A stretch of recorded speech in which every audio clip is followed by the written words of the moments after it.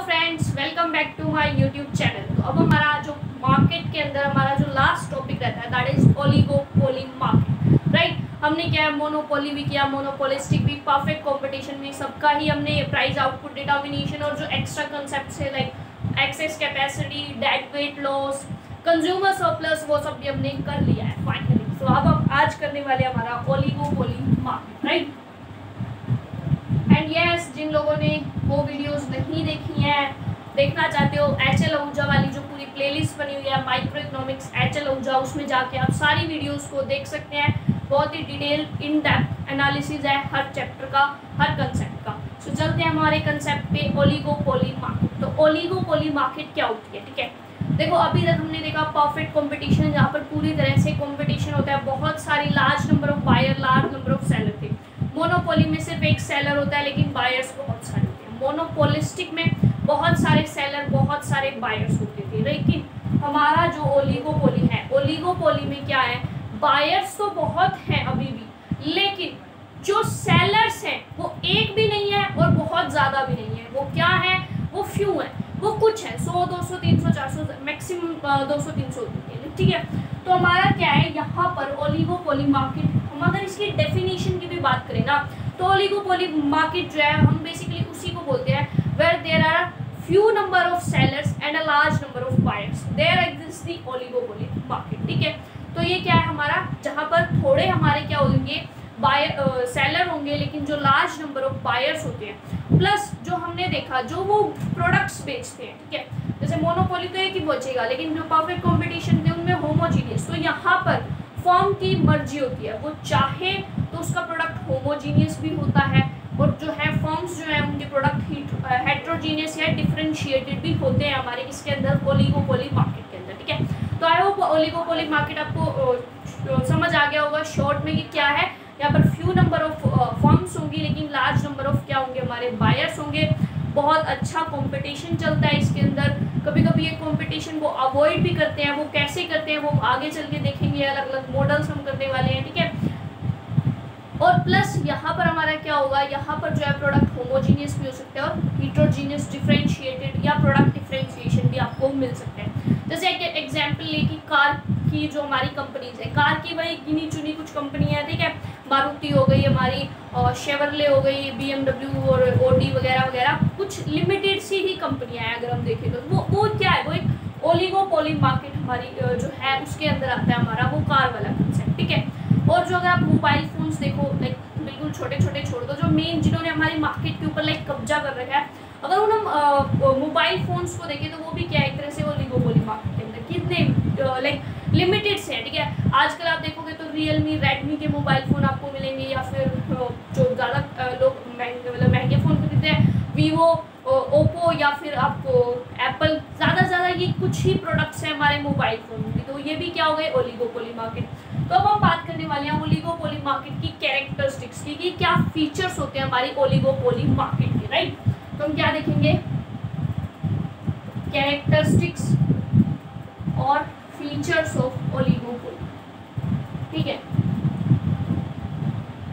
तो कैरेक्टरिस्टिक्स और features of oligopoly में हमारा फर्स्ट वाला जो कैरेक्टरिस्टिक आएगा वो तो हमारा क्या ही आएगा, जो हमने उसकी डेफिनेशन में पढ़ा कि there are few number of firms, कि यहाँ पर हमारी जो फर्म्स हैं वो क्या है, few number of firms and large number of buyers, कि फर्म्स क्या है, बहुत ही कम है, लिमिटेड है, ठीक है। लेकिन जो बायर्स हैं वो क्या है, वो बहुत ही ज़्यादा है। सेकेंड चीज़ हमने जो देखी, प्रोडक्ट जो है उनके, जो वो प्रोडक्ट बेचने वाले हैं, that could be homogeneous as well as heterogeneous या डिफरेंशिएटेड, ठीक है। प्रोडक्ट में बी होमोजीनियस और डिफरेंशिएटेड, प्रोडक्ट में बी होमोजीनियस और डिफरेंशिएटेड, फाइन, ठीक है। और यहाँ पर हमारी क्या होती है, देखो अभी मैंने क्या बताया कि ये अगर ये लोग कंपटीशन करते हैं ना, तो इतना बढ़िया वाला कंपटीशन करते हैं कि पूछो ही मत, ठीक है। आप जो है गाड़ियों का, जैसे मैंने एग्जांपल दिया है मोबाइल फ़ोन का, आप अगर आप नॉर्मली इंटरनेट पे ब्राउज भी कर रहे हो ना, तो आपको क्या है, या तो गाड़ियों के एडवर्टीजमेंट मिलेंगे या मोबाइल फ़ोन के एडवर्टीज, कितने MP का कैमरा आई। तो ये क्या है, ये लोग जो है ना ओलिगोपोली मार्केट के अंदर जितनी भी फर्म्स हैं, वो सभी के सभी फर्म जो है ना वो मतलब कि एडवर्टीजमेंट पे बहुत खर्चा करती है। कंपटीशन होता है, कंपटीशन के चक्कर में इन्होंने क्या है, एडवर्टीजमेंट पे बहुत ही ज़्यादा इनका खर्चा होता है। तो क्या है, हाई लेवल ऑफ एडवर्टीजमेंट इन लोगों ने करनी होती है, ठीक है, क्योंकि अपने प्रोडक्ट को दूसरे से इन्होंने क्या दिखाना होता है, बेस्ट, ठीक है। एडवर्टीजमेंट क्या होता है, एडवर्टीजमेंट क्या है, लोगों को इन्फ्लुएंस करने के लिए तो होता है। एडवर्टीजमेंट से लोग इन्फ्लुएंस होते हैं। आपने छोटे छोटे बच्चों को देखा होगा, जैसे वो बिस्किट का ऐड देख लिया तो बिस्किट लेने भाग जाते हैं, ठीक है। तो ऐसे बड़ों पे भी एडवर्टीजमेंट का बहुत इन्फ्लुएंस होता है। तो ये क्या करते हैं, एडवर्टीजमेंट के थ्रू लोगों को इन्फ्लुएंस करने की कोशिश करते हैं अपने प्रोडक्ट के लिए। उनको क्या है, उनके मन में लाइकनेस जगाने की कोशिश करते हैं कि लोग उनके प्रोडक्ट से क्या इन्फ्लुएंस है, उनके प्रोडक्ट को खरीदे, ताकि वो अपने कॉम्पिटिटर्स से क्या है, ज़्यादा प्रॉफिट कमा सके, ठीक है। तो इसलिए ये जो लोग हैं, ये कॉम्पिटिशन जब करते हैं तो एडवर्टीजमेंट सेलिंग कॉस्ट के ऊपर बहुत ही ज़्यादा खर्चा करते हैं, ठीक है। नेक्स्ट अगर हम ओलिगोपोली मार्केट की कैरेक्टरिस्टिक्स की बात करें तो अगर हम देखा जाए तो हमारा यहाँ पर क्या है, इंटरडिपेंडेंस जो है फॉर्म के अंदर बहुत होती है, ठीक है। इंटरडिपेंडेंस अमंग द फॉर्म,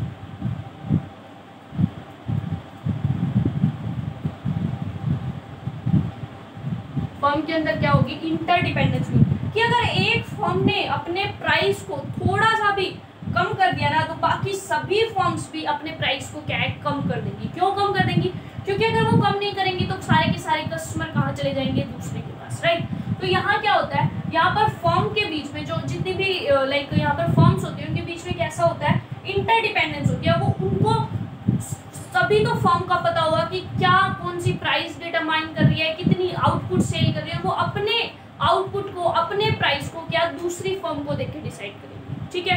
क्यों, क्योंकि उनको पता है कि अगर उन्होंने प्राइस ज़्यादा रख दिया तो कस्टमर क्या है, भाग जाएंगे, और अगर उन्होंने प्राइस कम किया तो दूसरी भी प्राइस कम कर लेंगी। तो उनको क्या एक बैलेंस बना के देख के चलना पड़ता है। प्लस इनके बीच में क्या है, इलास्टिसिटी तो बहुत ही ज़्यादा होगी। क्यों ज़्यादा होगी, क्योंकि जो है फर्म्स देखती है तो दूसरे ने प्राइस कम किया तो वो भी प्राइस कम कर लेंगी। इस तरह से उनका क्या है, एक तरह से लड़ाई टाइप चलती रहती है। गाड़ी है, जैसे कि अगर मारुति है, मारुति अपने प्राइस जो है 1-1 लाख रुपए हर प्रोडक्ट की घटा दे, तो शेवरले आएगी, वो भी अपने प्राइस घटा देगी, ठीक है। तो इस तरह से जो कंपटीशन है इसमें जो है एक दूसरे के ऊपर ये बहुत ज़्यादा इंटरडिपेंडेंस होती है, क्योंकि इनकी प्राइस आउटपुट का एक फर्म का दूसरे की प्राइस आउटपुट पे बहुत ही ज़्यादा फर्क पड़ने वाला होता है। इसीलिए फिफ्थ अगर हम बात करें कि हम यहाँ पर, अब देखो जैसे कि मैंने बताया कि यहाँ क्या है, इंटरडिपेंडेंस है, जिसकी वजह से हम यही नहीं बता सकते कि कब कौन अपना प्राइस चेंज कर ले, किस प्राइस पे कौन क्या क्वांटिटी बेचने वाला है, क्योंकि उनकी खुद की चॉइस नहीं चलती। वो क्या है, वो दूसरे पे डिपेंडेंट, जो दूसरी फर्म्स कर रही हैं उसके अकॉर्डिंग उनको चेंज भी होना पड़ेगा, नहीं भी होना पड़ेगा, तो उनकी प्राइस आउटपुट क्या है, डिटरमाइन ही नहीं हो सकती। तो इसीलिए हमारा यहाँ पर डिमांड कर्व को फाइंड आउट करना मुश्किल हो जाता है, जिसको हम बोलते हैं इनडिटर्मिनेंस ऑफ डिमांड कर्व, कि हम जो है, या इनडिटरमाइंड डिमांड कर्व, राइट।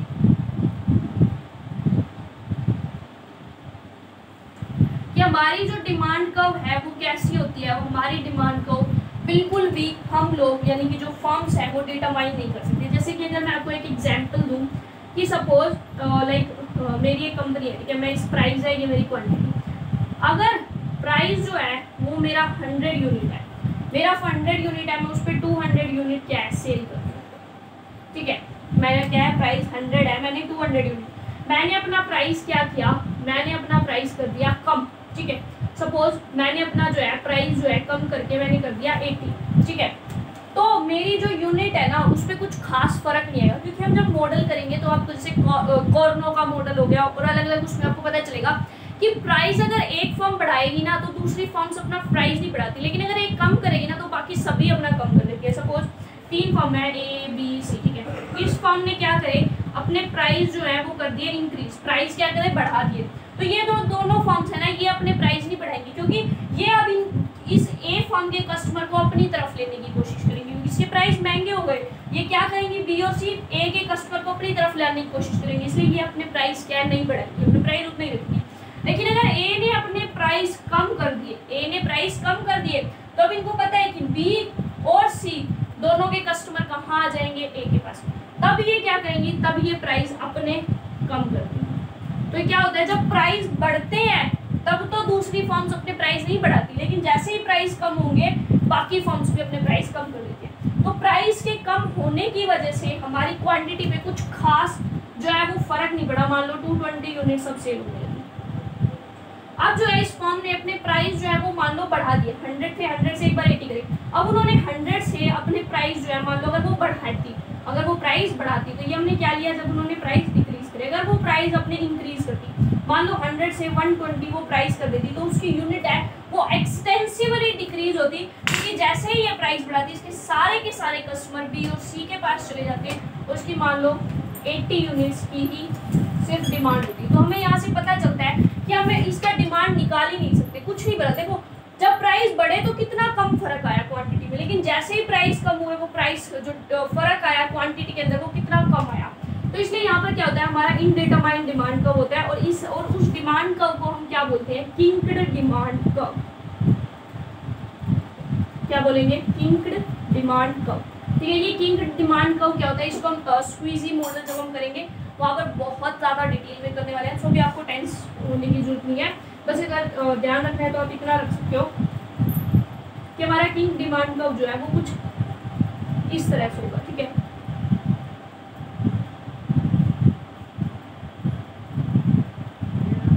ठीक है, ये हमारा क्या हो जाएगा, किंग, मतलब ये थोड़ा सा यहाँ से जाके ये एक पॉइंट पे ऐसे किंग हो जाता है। क्यों, क्योंकि ऊपर इसकी इलास्टिसिटी क्या होती है, इलास्टिसिटी ज़्यादा होती है, जबकि जो नीचे है वो इलास्टिसिटी क्या होती है, कम, जिसको हम इन इलास्टिक या फिर लेस इलास्टिक भी बोल सकते हैं।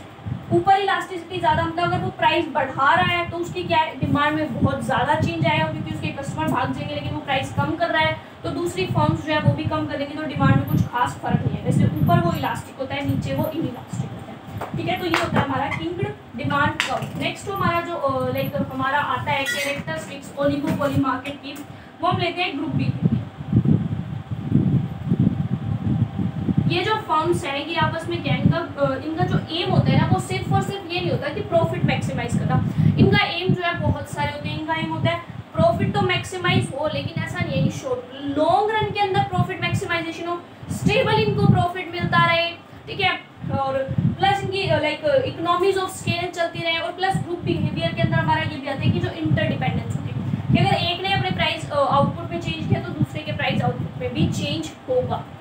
राइट, तो ये हमारी क्या हो गई, ये हमारी ग्रुप बिहेवियर। नेक्स्ट हमारा होता है और restrictions on entry and exit.